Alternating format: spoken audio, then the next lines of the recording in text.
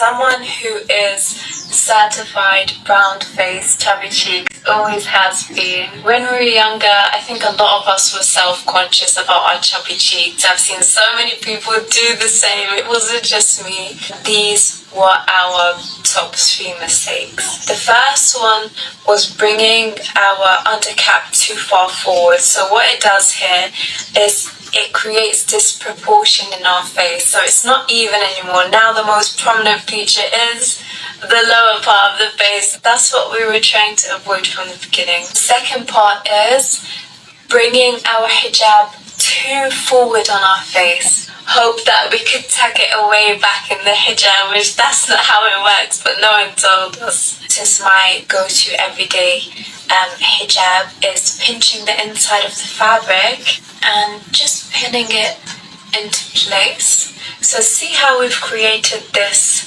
kind of fabric that flows, and you take one of these fabric pins, frame it on your face how you like and pin it into place. Tip number 3, confidence in your hijab, because believe me, you look beautiful. I don't even need to think twice about that. MashaAllah and Allahumma barik.